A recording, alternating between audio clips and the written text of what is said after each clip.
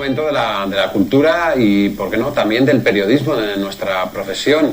Y hablamos con una persona que se llama Chema Menéndez, que no es periodista, ¿no? Muy buenas noches. Efectivamente, eso me ha provocado, digamos que a veces, cierto escepticismo y sorpresa por el gremio de escritores y periodistas e historiadores. Soy subcampeón de España de culturismo natural, campeón de tenis de la Liga Nacional de Tenis Amateur, entrenador personal, pero en mis tiempos libres escribo un poquito sobre principalmente memoria histórica.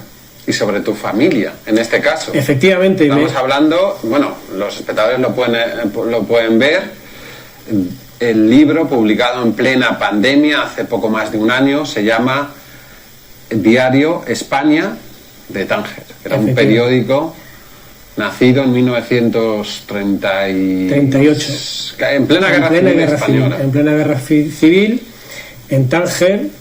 En principio, bueno, pues digamos que el alma mater de esa, digamos, ejecución para poder fundar el periódico fue Juan Belvedere, el coronel franquista africanista, que fue el que realmente dio el ok a una idea de dos hombres que estaban allí, que eran José Cuello y Leopoldo Ceballos, y encomendó la dirección del periódico a Gregorio Corrochano, que era un crítico taurino muy famoso en aquella época. Y la idea de este periódico era difundir las ideas franquistas en esa parte que era un territorio español, de protectorado, y luego, bueno, Tánger fue una ciudad internacional de protectorado internacional.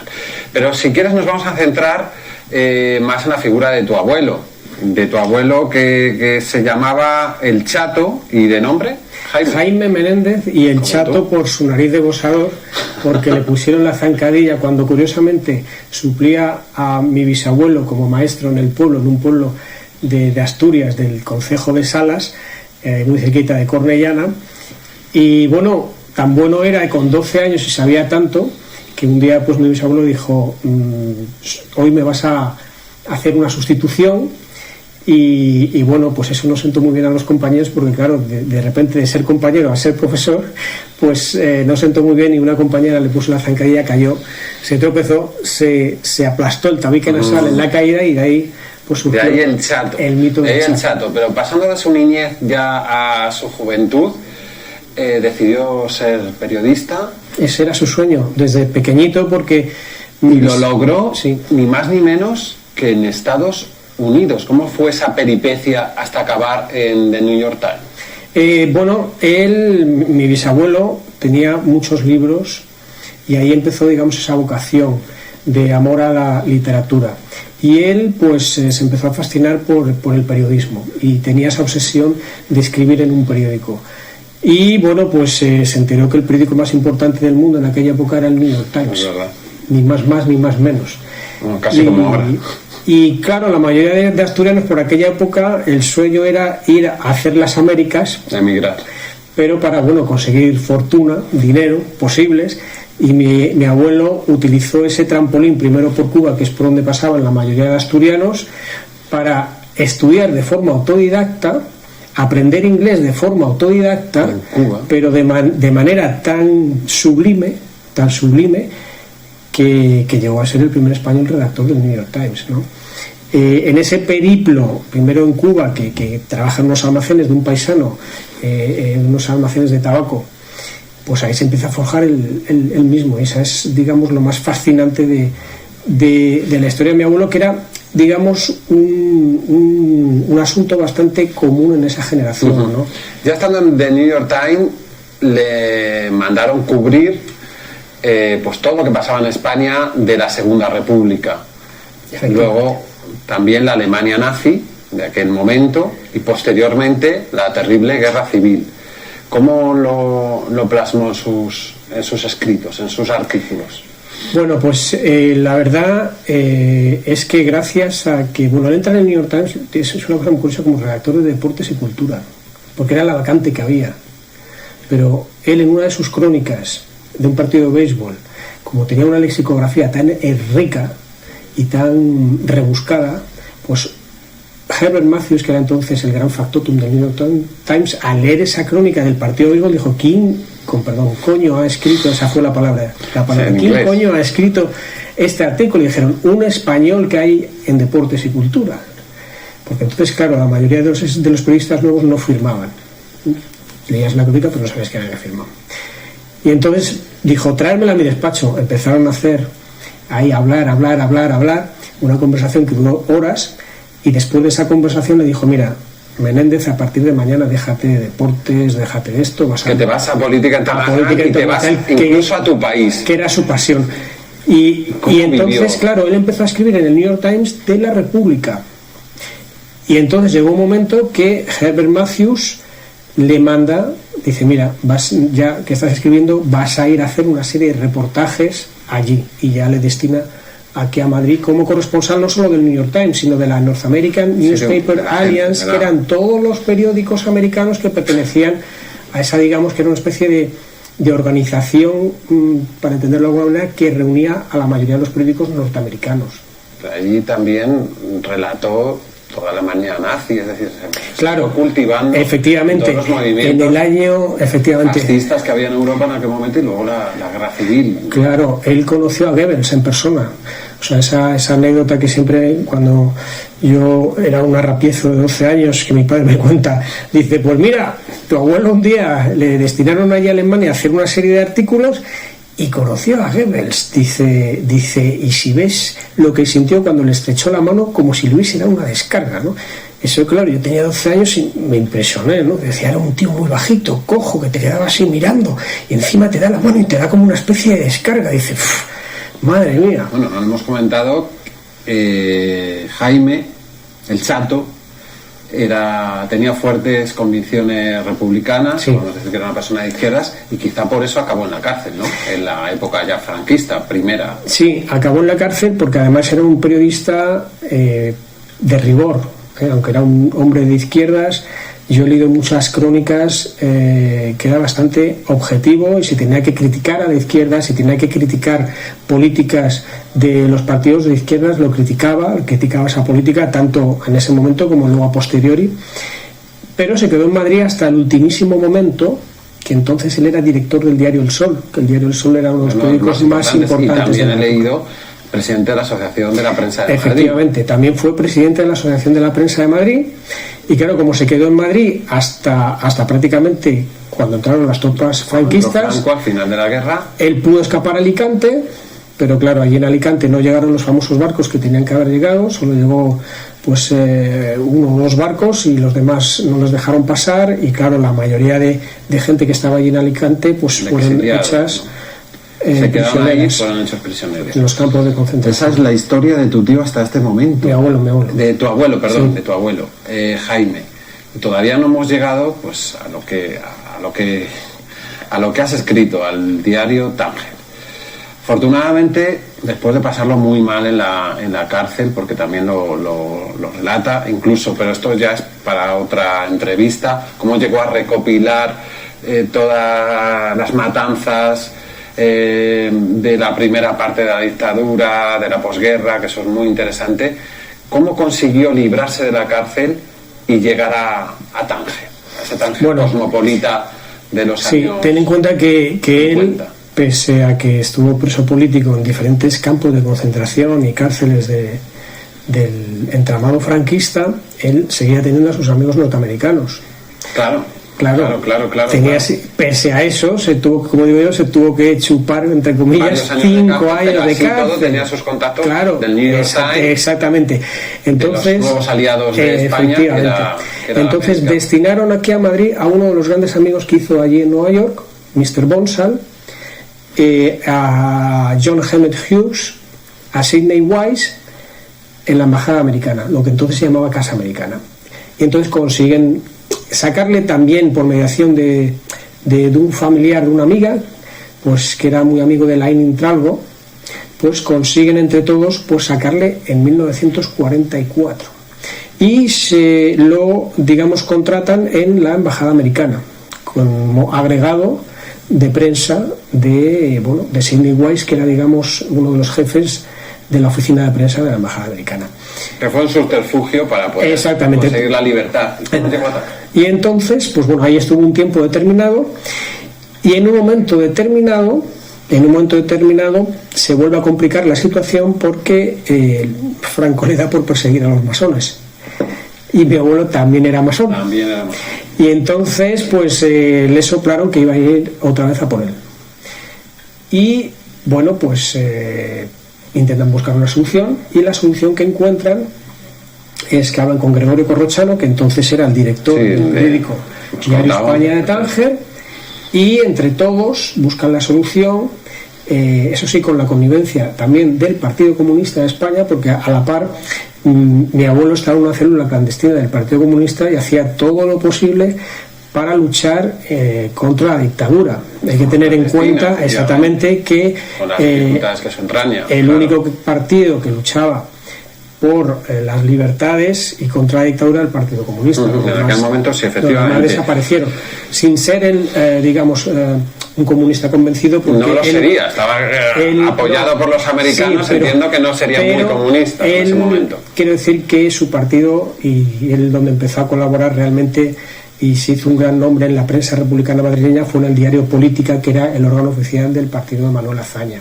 El Partido Republicano. El Partido Izquierda Republicana, que es donde él realmente pues empieza a forjarse, sí, pero en un momento determinado, como les pasó a muchos, cuando la guerra se pone ya en el ámbito de 1938, pues tienes que posicionarte cercano al Partido Comunista, que era la fuerza que escogió, digamos, la oposición la única que existía desde fuera o desde dentro también a la dictadura. Le envían allí, consigue este subterfugio en Tánger y es nombrado redactor jefe, estamos viendo algunas imágenes de la mancheta del diario España. ¿Cómo era ese periódico? ¿Es verdad que convivían periodistas y artistas de diferente cuño político? Claro, esa es la grandeza. ¿Y cómo lo hacían en esa época? Esa es la grandeza de ese periódico y de ese periodismo. Mira, ahí estamos viendo la revista Don José, que era la revista de humor que tenía ese periódico. Era una revista satírica. Que curiosamente cuando en España en esa época no existía. Ahí empezaron a colaborar un tal Miguel Gila, que usaba su humor para hacer también mensajes políticos. Ahí se pueden ver hoces y martillos camufladas en los dibujos. ¿Y Ningote estaba ahí? Ningote también estaba, y también estaba, que empezaba muy jovencito, José Luis Col. Ajá. O sea que también era un embrión de gente antifranquista dentro del humor gráfico. Por ahí también tenían esa faceta. Y bueno, pues el diario España de Tánger, lo bueno que tenía es que surge dentro de un periódico franquista una línea antifranquista, que criticaba la dictadura, que hablaba de todo lo que estaba prohibido. ¿Cómo se lo permitía? Pues Gregorio Corrochano, que era el director de ese periódico, que en teoría era un hombre que estaba muy vinculado al régimen franquista, cuando estalla la Segunda Guerra Mundial, empieza a dar informaciones de los aliados. Ese hecho es crucial porque se convierte en el único diario en la España franquista que informa de los aliados, que en teoría son los enemigos de Franco. Porque no hay en la primera parte, hasta casi al final, sí. Exactamente. Entonces, claro, ahí está el quid de la cuestión. Hasta que pierden, van perdiendo la guerra. Entonces, claro, ¿qué ocurre?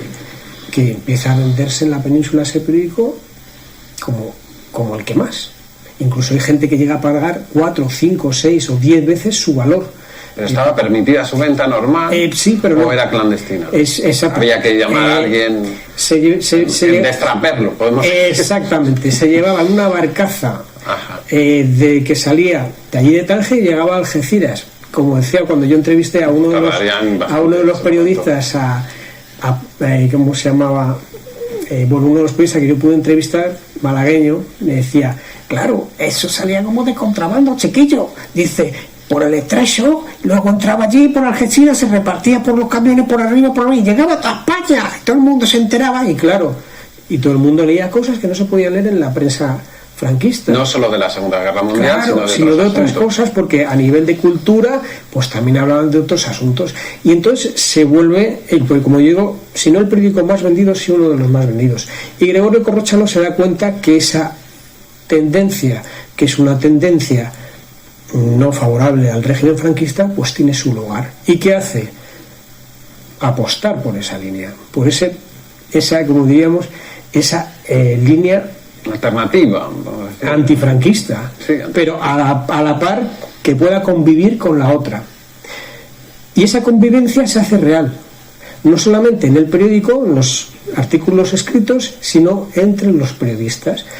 Y cuando se habló de aquella famosa frase de la reconciliación nacional para olvidar la guerra y vamos a mirar para adelante, el diario España ya lo había hecho muchos años antes. Se habían olvidado de la guerra, de las rencillas, de los rencores, y se habían puesto todos a trabajar en común, cada uno exponiendo sus ideas, porque allá había comunistas, anarquistas, falangistas, de todas las ideologías, pero convivieron, se toleraron, cada uno escribió con libertad e hizo de ese periódico uno de los más vendidos en la península ibérica. Otra anécdota, tu abuelo, poco antes de morir, trabajó para Fraga, que era el ministro de Turismo, pero también de Información en la última parte del franquismo. Sí. ¿Por qué? ¿O eran amigos? O cuéntanos un poquito. En resumen, no tenemos ya mucho tiempo, pero me llama la atención. Las cosas de don Manuel. Mi padre lo llamaba gallegadas. Porque, bueno, es también crucial en la historia del diario España de Tánger, Fraga, cuando era ministro de Turismo. Este periódico estuvo a punto de desaparecer. Un periódico que tenía una editorial antifranquista. ¿Por temas económicos o por temas económicos? Efectivamente, por temas económicos. Llegó un momento que, bueno, pues no había ya tanto dinero en la última etapa, y Manuel Cruz Fernández, que fue el último director, que, bueno, increíble trabajo que hizo, pues empezó a buscar dinero para que no se cerrase el periódico. Fue por toda España. Y el único que le hizo caso fue Manuel Fraga Iribarne, que dictó una orden para que se diese una cantidad de dinero y así no cerrar el periódico. Mi abuelo en el año 57 vuelve a Madrid y empieza a trabajar en el Instituto de Estudios Políticos, que lo dirigía Manuel Fraga Iribarne. Manuel Fraga Iribarne, desde esa sede, que es lo que es hoy el Senado, tenía una serie de publicaciones de alto calado intelectual y contrató a los mejores en cada una de las revistas que tenía. Una de las revistas es esta que he mencionado, Política Internacional, y contrató a mi abuelo, pero no solo a mi abuelo, sino a muchos, que es lo que yo quiero y reivindico también de Fraga Iribarne. Es decir, siempre se le ha criticado que sea ministro franquista, que si... Bueno, pues dio cantidad de trabajo a gente con pasado republicano, a gente que había sido represaliada del franquismo ahí, y pagándoles muy bien, muy bien. ¿Cómo acabó el diario España? Bueno, el diario España de Tánger pues acaba, pues porque... Bueno, claro, su público ya, estamos hablando ya casi... De mala manera. Acaba en 1971, unos años antes, bueno, digamos que todo empieza un poco el declive desde el momento que se independiza Marruecos, se acaba el estatus internacional de la ciudad, y poco a poco los españoles empiezan a ir, y poco a poco también digamos que los marroquíes empiezan a presionar para cerrar el periódico, porque no pueden permitir que haya un medio de comunicación escrito en español y que se llame España. Claro. Eso fue fundamental. Claro, el nacionalismo marroquí también. Exactamente. Los partidos nacionalistas, el Istiqlal principalmente, pues empezaron a presionar para que se cerrase el periódico, y lo consiguieron en 1971. Hay que decir que Manuel Cruz Fernández, que fue el último director, como he dicho antes, de este periódico, cuando cierra el mismo, se encargó de buscar trabajo a todos los periodistas del diario España aquí, para que no se quedasen sin trabajo. Bueno, no sé, una historia que... Pues una historia apasionante, muchas gracias por traérnosla. No solo la historia, sino también el libro contiene más de 100 interesantes fotografías del periódico y de personajes de aquella época, de periodistas, claro. Muchas veces desconocidos, porque hablamos de esa memoria histórica, quizá la del Magreb español tan desconocida. Sí, pero fotos inéditas de conocidos y no tan desconocidos. Por ejemplo. Aquí tenemos a Kirk Douglas con el diario Spy. Enséñaselo a la cámara, por favor. A Kirk Douglas. Los compañeros pueden enfocar algo. El verdadero Espartaco, el verdadero Espartaco. Tenemos a Rock Hudson, aquí también, otro gran actor de Hollywood. A Romy Schneider, también otra grandísima actriz. O sea, Sean Connery, que también iba por Tánger. Entonces, por allí iba cantidad de como gente. Casablanca. ¿Dónde pueden, por terminar, es que nos quedamos sin tiempo, dónde pueden adquirir, encontrar ese libro? En librerías, bibliotecas también, ¿por qué no? De forma gratuita. Este libro lo pueden encontrar principalmente en la web, que es chemamenendez.com, y en la web de la editorial, que es circulorrojo.com. Pues muchísimas gracias, Chema Menéndez, por traernos a esta última parte del programa una historia tan interesante como la de tu abuelo, como la de este periódico España, con todas las peripecias que por allí vivieron, una etapa muy interesante de la historia, también a veces por momentos terribles de la historia de este país. Muchísimas gracias, muchísima suerte con ese libro, con otras investigaciones, porque supongo que no te quedarás aquí, que estarás ya con algún proyecto. Efectivamente, yo siempre estoy trabajando y muchísimas gracias a vosotros por darme esta oportunidad. Y sí quería decir, recordando al gran Paco Umbral, muchas gracias por dejarme venir aquí a hablar de mi libro. Pues muchísimas gracias, Chema, con él terminamos este cambio.